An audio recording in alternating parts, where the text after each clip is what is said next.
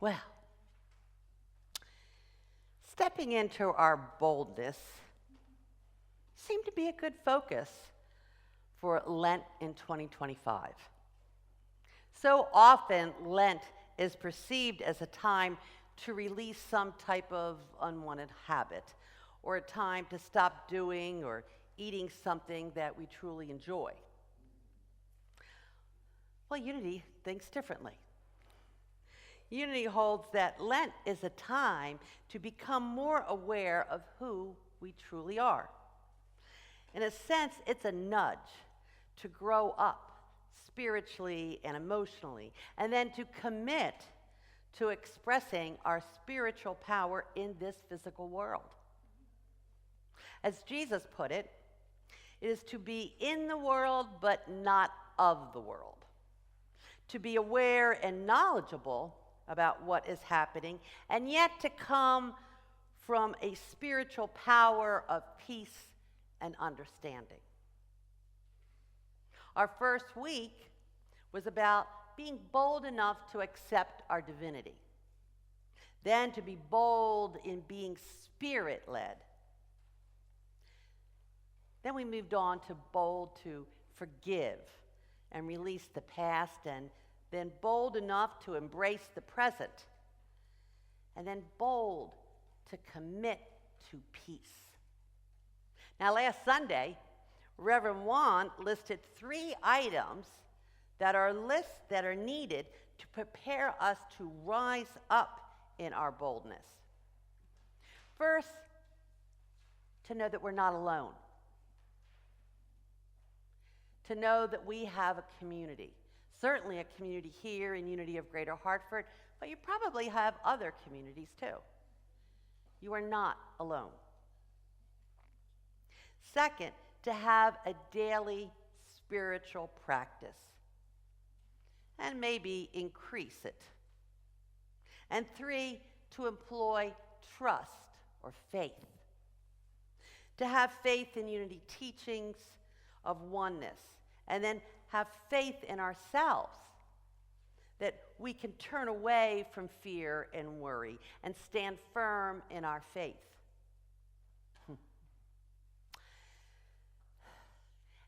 At our last finance team meeting, I had the wonderful opportunity to tell our finance team, now those are subcommittee of the board who monitor our finances. Well, I had the wonderful opportunity to tell them that our church insurance company refused to insure us anymore because we were victim of a crime. And it didn't matter. But I also had the opportunity to tell them that we found a new insurance company through the help of a wonderful member, Kate Morrison, who's an insurance broker. However, I felt like it was bad news, good news, bad news, good news, and tell me to take out attachment of labeling these things. So we got a new insurance company, but it was almost $7,000 more than we paid last year, and which we budgeted, and it was with the board deciding to increase our deductible from $1,000 to $10,000. Well, just like I hear this little, I heard that in the finance team too. And guess what? Oh, I started feeling it. I said, oh, I'm a little nervous here, you know? And then I remembered. I remembered that fear left unchallenged can destroy my understanding of truth. So, right away, I challenged fear. And I stated, I felt, how grateful am I to know these spiritual truths, these spiritual teachings. That I don't need to know how this will be solved. What I am being called to do is to stand in faith and to know that God is at work here. That no matter how it looks, that God is here. And not just in me, but in everyone. And I remembered at the annual meeting how our board president at the time, Deb Giddings, said, you know, it looks like we have a budget problem, but if everyone was able to give a little bit more each week, maybe 7, maybe 10, maybe more, whatever you could give a little bit, whatever you can give in joy and love, if everyone did that, we'd be fine economically. We're always fine spiritually. So,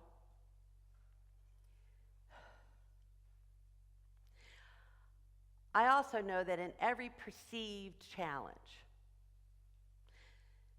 there lies the solution. And my task is to stand firm and open my eyes, open my heart. When I did that in the meeting, fear left. Now, obviously, we still have an insurance bill to pay, but I know that the money will come.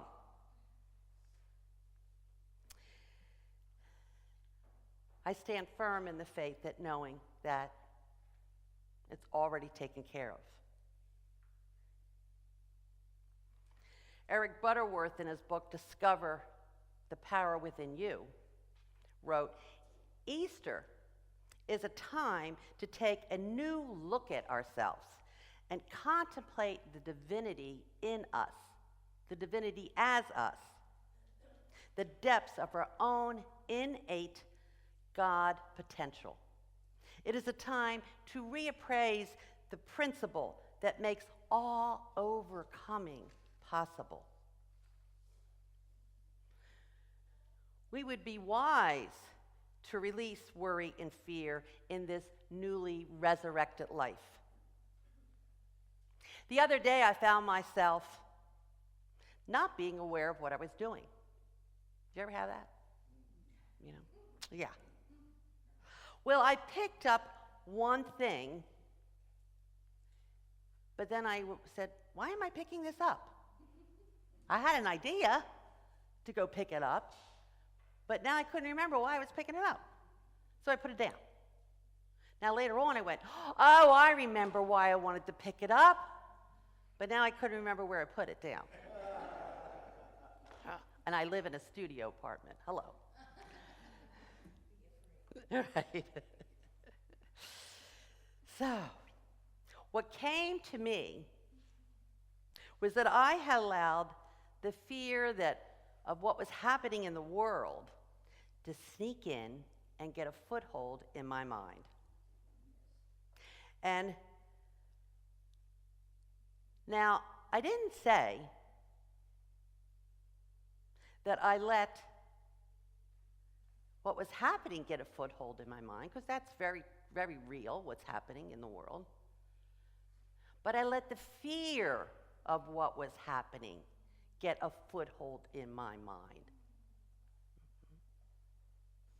I let that fear take up space in my mind, and my response to that fear was to shut down my mind. And I became unfocused and confused. Anybody ever have that happen? Oh, come on, don't let me be up here all by myself. Yeah. Like many of us, I want to know what is happening in the world. Yet the tricky part is not allowing any resulting fear to run the show. And the only way we can pray or meditate fear or worry away is to first acknowledge it. Say its name. Wow, I feel a little fear here. Now I'm ready to pray and meditate. And as I do, I tell fear it has no power. I take back the power that I gave to fear. I release any thoughts that fear is powerful, and instead I affirm my divinity, my power. I stand firm in my faith that God is in it all. And I can rise above any seeming challenge. I can then watch or read the news or even go to a protest rally and know that I am more powerful than any fear or worry.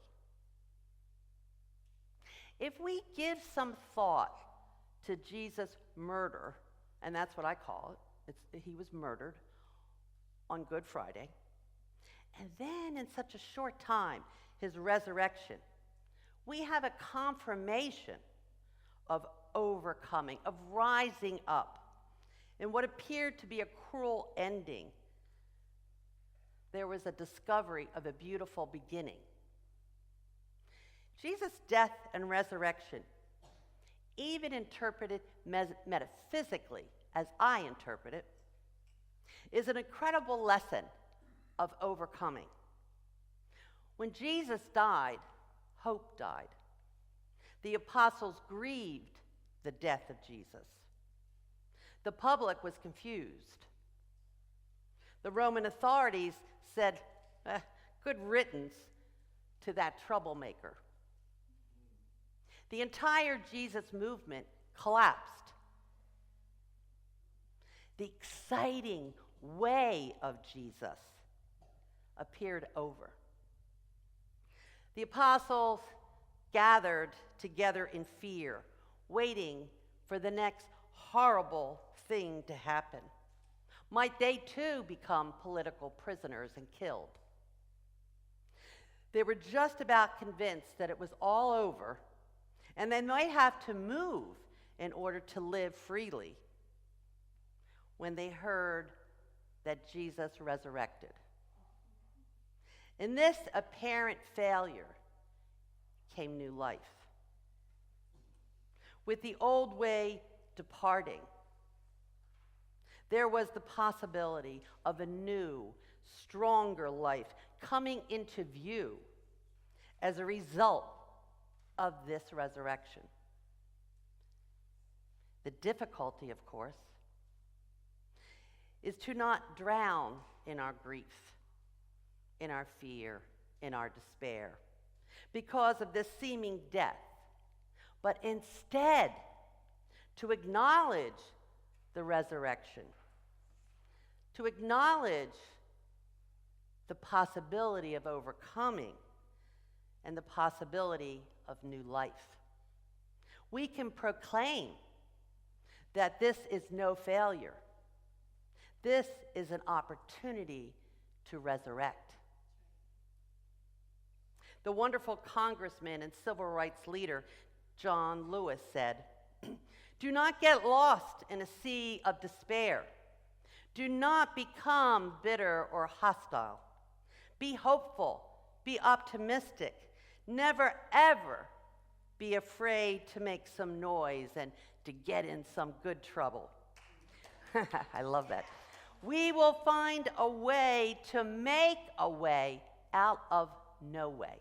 That's right. And eventually, the apostles found a way to make a way out of what appeared to be defeat. So what about us? Where are you challenged to find new life? Where are you challenged to find a way? Will we spend too much time in grief and despair, or too much time in making good trouble? I, for one, desire to acknowledge my fears, but not give them a place to stay and get comfy. I will not allow fear to take my power, and then for me to stay sad and hopeless, fearful, anxious, unfocused, or confused. When that finance committee meeting ended, I was smiling. I felt joyful. Not because a bag of money was placed in my lap, although that would be appreciated, okay? It wouldn't be a bad thing to happen, right? But I was smiling and joyful because I reminded myself of what I truly believed and that I was strong enough to live it. Recently, I read this quote. As we navigate this strange and anxious world, choosing joy becomes more than a personal act of resilience. It becomes a radical gesture of hope. Can joy become a radical act of resistance? We might decide to proclaim, no, you can't scare me.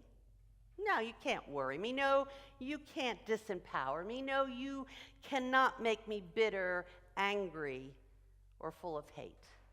No. We can look to a joy from within, and that can become our greatest and our strongest weapon. I want to share with you a poem by the Persian poet Hafiz.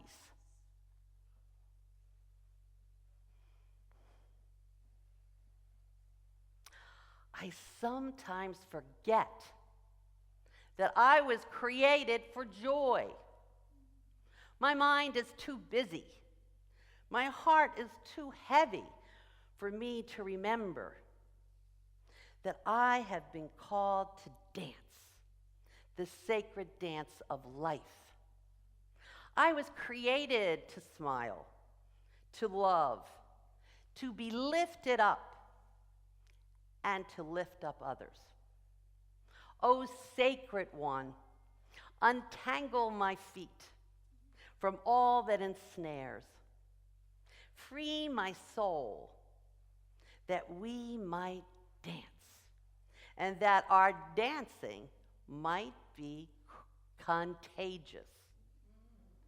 This year, our theme is that we are dancing with our spiritual powers. And this month, we are dancing with the power of love. So if fear or worry ask you for the next dance, say no thank you. That dance is already taken by joy. You might even want to allow a dance with love, as the two of them, love and joy, really know how to cut a rug. Scott Aubrey of Spiritual Passages writes, joy is foolproof evidence of God's love. Playfulness and laughter brings us back to the present moment. This present moment is where all the goodies of life exist. The past is done and can't be changed. The future isn't here yet. It's unknowable. But this present moment is where joy and love desire to exist.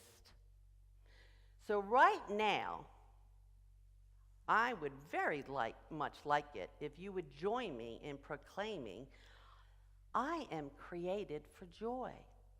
Can you say that with me together? I am created for joy. Now, turn to someone and tell them that you're created for joy. Hey, we're created for joy. Create for joy. Yeah. Yes. Yes. We are all created for joy. And it is joy and love that are contagious. It is now our time to step up, or even to dance into a joyful boldness and to make some good trouble. But before I close, I want to point out these beautiful sunflowers that we have in front of us. And after the service is over, please come up and take a sunflower home with you. If you live with someone who could not join us today, please take one for them too. Well, instead of daffodils or tulips, and those are the usual spring flowers, right? I chose sunflowers, as they seem to me to be a bold and strong flower. They have strong and thick stems and broad, cheerful faces. However, these sunflowers, like all flowers, always turn their face to the sun, right?